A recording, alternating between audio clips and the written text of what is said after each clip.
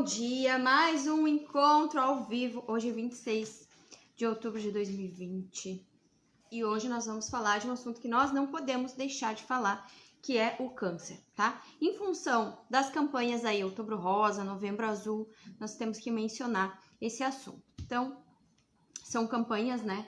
Outubro Rosa, Novembro Azul, são campanhas que visam conscientizar as pessoas sobre a prevenção e o diagnóstico precoce do câncer. Por quê? Porque quanto mais precoce, quanto mais cedo a gente descobre uma doença, mais chances de cura, tá? Mais recursos a medicina consegue oferecer para tratamento, né? Dependendo do estágio. Então, quanto mais estágio inicial, melhor. Uma coisa muito importante que as pessoas não entendem, tá? Eu preciso deixar aqui já bem claro para a gente começar a nossa conversa, é que mamografia, exame de sangue, tá? Exames de diagnóstico, eles não são prevenção, eles são detecção. Então, eu faço um exame para saber se eu já tenho algum problema. E eu não estou prevenindo, não é porque eu vou dosar a minha glicemia, vou lá e furo o dedo, faço um HGT e doso a minha glicose, que eu estou prevenindo diabetes. Isso não previne nada. Isso só vai me mostrar quanto que tá a minha glicose. Se tá alto, se tá baixa, se tá normal. É detecção, não é prevenção. Prevenção é muito além disso, tá? Então, o que as pessoas... Eu vejo muita gente falando que vai fazer prevenção do câncer de mama com a mamografia. Não é. É errado dizer isso, tá? A mamografia é detecção. Prevenção é o quê? Hábitos saudáveis. O próprio INCA, tá? O Instituto Nacional do Câncer diz que 30% dos casos de câncer poderiam ser evitados com atividade física, com peso saudável, com uma alimentação saudável, né? Eliminar o cigarro. Então, assim, prevenção se faz com hábitos. Não existe na medicina uma prevenção mais poderosa do que a que você pode fazer com as suas escolhas, com o seu estilo de vida, tá? Com o seu dia a dia, com as suas atitudes. Então, prevenção depende aí de você, tá? Bom, então aqui a gente vai fazer essa live em duas partes. A primeira é sobre alimentos que causam câncer, tá? E a segunda parte vai ser de alimentos e nutrientes que evitam o câncer. Bom, primeiro eu preciso dizer para vocês que o câncer tem origem multicausal. O que significa isso? Não existe um fator único que causa o câncer, tá? Todas as pessoas, todos os dias, têm células que mutam. O câncer é uma mutação, começa por uma mutação, né, celular que vai se multiplicando desordenadamente até que ela cresce e forma um tumor. O que acontece? Todos os dias nós temos células se multiplicando com potencial de causar câncer, mas a grande maioria não se torna câncer. O nosso corpo, o nosso sistema imune dá conta de remover essas mutações, tá? Tem uma área da nutrição chamada epigenética, que é a maneira com que os nutrientes, os nossos hábitos, eles vão interagir com o nosso DNA, fazendo com que os nossos genes, com que a nossa herança genética, ela se manifeste ou não. Então, o câncer é multicausal, tá? Existe um componente emocional, tá? Na etiologia do câncer. Existe o histórico familiar, sim, tá? Tem o histórico familiar, tem o componente genético. Não que teve caso na família, você obrigatoriamente vai ter. Isso vai depender, como eu falei, da sua nutrição, dos seus hábitos. O excesso de peso é uma das causas, tá? Que predispõe ao aparecimento de câncer. O sedentarismo, o fumo, o excesso de bebida alcoólica, a radiação. Então, a gente tem os fatores internos e tem fatores externos que levam à formação do câncer. Então, vamos lá. Vou falar para vocês. Vou fazer uma live rápida e direta, tá? Sem enrolação, é conteúdo. Direto pro conteúdo. Então, assim, alimentos que causam câncer. Primeiro de tudo, eu vou falar dos alimentos processados, ultraprocessados, ou seja, os aditivos alimentares, que não são um alimento, na verdade, não são comida. Então, o que a indústria utiliza para dar mais sabor, para dar mais aroma, para durar mais, para o alimento ter mais tempo na prateleira, tá? Um alimento ficar ali durando por meses e meses sem estragar, para poder dar lucro, para ter tempo de vender aquele produto. Então, esses aditivos, tá? Que além de aumentar a questão do lucro, porque aumenta a vida de prateleira, né, a prazo de validade. Eles deixam o alimento mais palatável e eles servem para quê também? Para te viciar. Então, o alimento industrializado, esses aditivos, eles viciam, tá? E eles têm um único objetivo, que é o objetivo do lucro. Então, esses aditivos alimentares, os conservantes, os edulcorantes, os aromatizantes, tá? Essa série aí enorme de químicos que se adiciona nos alimentos industrializados, o nosso corpo, o nosso organismo, a nossa natureza não foi feita para lidar com isso. Então, isso agride o nosso sistema como um todo, agride a nossa fisiologia. Nós não temos maneiras de eliminar, de lidar, de combater os malefícios desses produtos que a gente está aí diariamente colocando em contato com as nossas células, tá? Então, o que acontece? Os aditivos alimentares, eles tornam os alimentos mais duráveis, mais viciantes, só que, ao mesmo tempo, eles vão causar um estresse no nosso corpo, tá? Eles causam estresse oxidativo, eles aumentam a produção de radicais livres.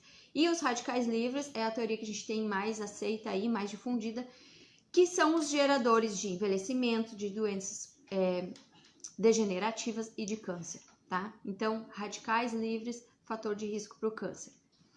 Então, eliminar o excesso de alimentos industrializados, ultraprocessados, tá? O máximo possível refrigerante, gelatina, tá? Tudo isso, além de não nutrir, além de engordar, prejudica e muito a sua saúde, tá? Então, alimentos que causam câncer, número 1, os aditivos alimentares, certo? Quanto mais processado, maior o risco. Segundo, carnes processadas, tá? Carnes processadas, ou seja, o processamento que se faz em carnes para curar, embutir, defumar, tá? A questão dos aditivos também, porque imagina, vamos pegar o exemplo de uma salsicha, tá? Que é um embutido. Uma salsicha, uma mortadela. Do que é feito isso? Isso é feito do resto da carcaça, tá? Então, imagina a quantidade de coisa que se tem que colocar ali para aquilo ficar gostoso, ficar cheiroso, para aquilo ter uma durabilidade, não apodrecer em questão de horas, tá? E a Organização Mundial da Saúde colocou já em 2015 o grupo das carnes processadas no mesmo grupo de fatores de risco para o câncer do que o cigarro, do que o amianto, do que a fumaça de óleo diesel, tá? Fatores comprovadamente cancerígenos, não se tem dúvida se causam ou não. Eles causam, já foi comprovado, tá? Carnes processadas causam câncer, principalmente câncer de esôfago, intestino, câncer do sistema digestivo, tá? Outra coisa que a Organização Mundial da Saúde colocou lá também em 2015, tá? Que as carnes vermelhas são do grupo 2A, ou seja, potencialmente cancerígenas também. Por quê? Principalmente pela questão do ferro M. As carnes vermelhas, elas têm esse ferro, um tipo de ferro, tá? Que chama ferro M, que quando a gente aquece ele gera um estresse oxidativo muito grande no nosso corpo. E isso é um fator de risco para o câncer, como eu expliquei anteriormente, tá? Então, dá uma reduzida aí nas carnes, principalmente as carnes vermelhas, tá? Em função disso, principalmente quem já tem um histórico familiar de câncer, tá? É uma prevenção. Outra coisa, açúcar refinado. Por que o açúcar refinado propicia o aparecimento do câncer? Porque o açúcar refinado, como o próprio nome já diz, ele passou pelo processo de refinamento, ele perdeu a parte nutritiva, tá? Ele perdeu os minerais, ele perdeu vitaminas.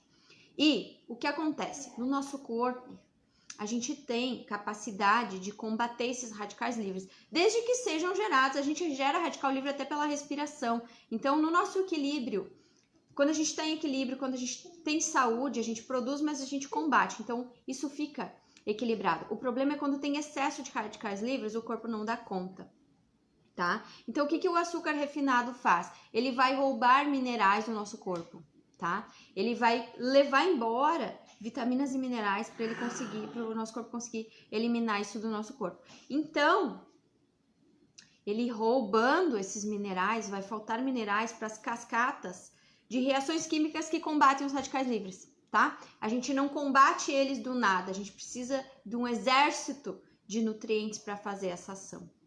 Então, quando a gente se alimenta daquilo que vai nos desnutrir, nos engordar, por quê? Porque são calorias vazias, o açúcar engorda, mas é uma caloria vazia, ele só tem glicose pura, tá? Sacarose.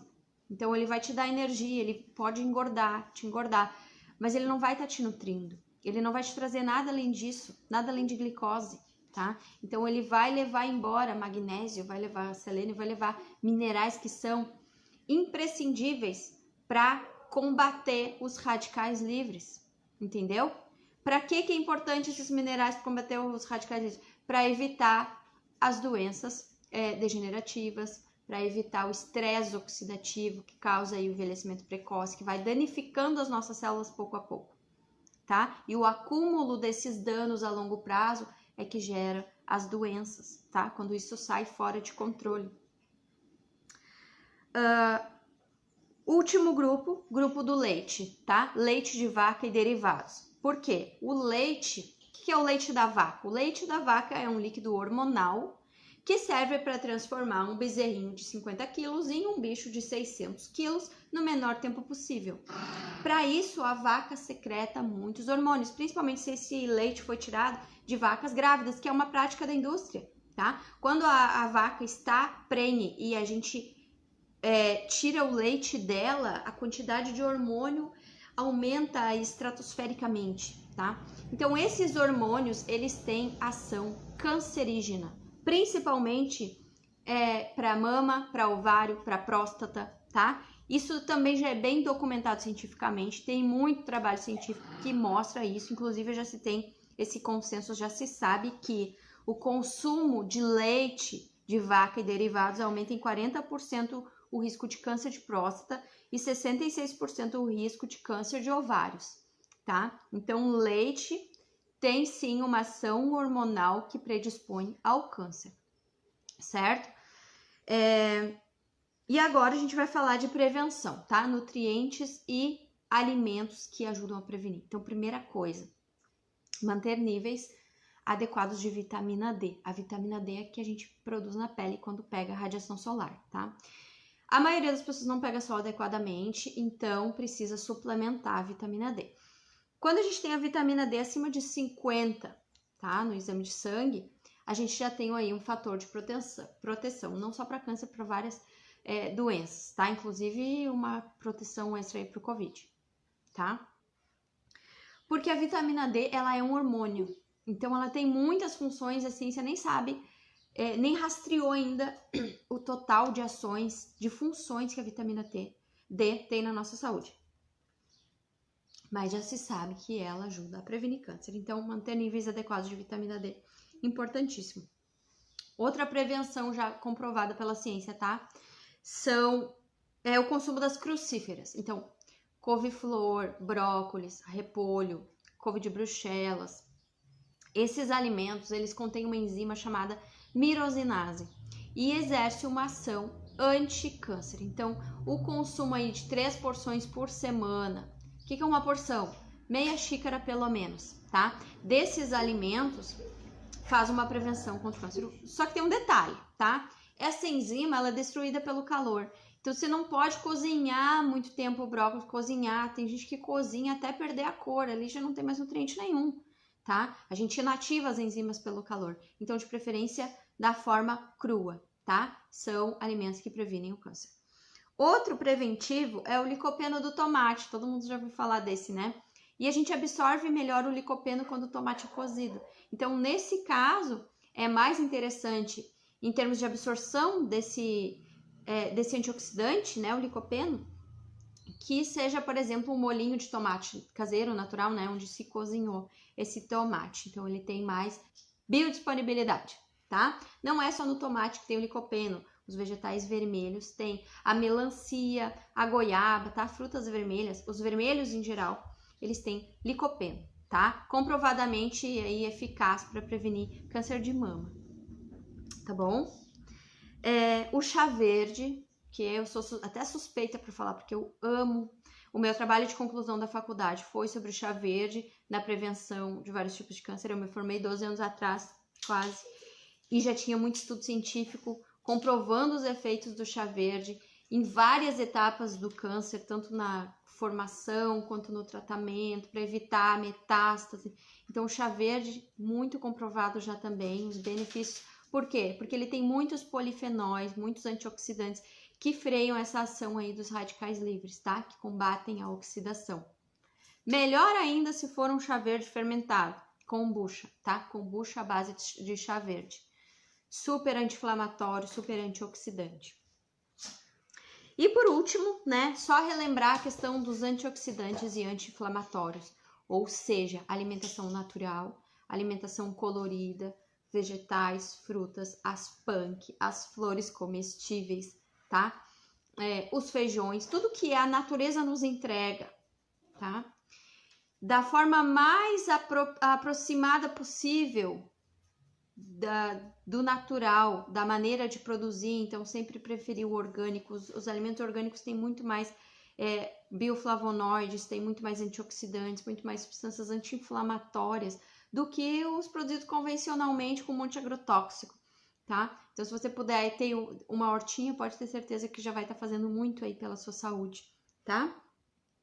Frutas, vegetais, quanto mais variada a sua alimentação, mais natural, mais colorida, pode ter certeza, mais antioxidantes você vai estar colocando aí na sua alimentação, e isso é um fator de prevenção do câncer. Isso é prevenção. Alimentação saudável é prevenção, tá? Atividade física, estilo de vida, manter um peso adequado, isso é prevenção. Mamografia não previne nada, tá? Mamografia é diagnóstico, é quando você já tem o problema, certo? E aí você consegue tratar utilizando aí as ferramentas, os recursos que a medicina te oferece. Mas nada vale mais do que prevenir, tá? E você é o único responsável pela prevenção.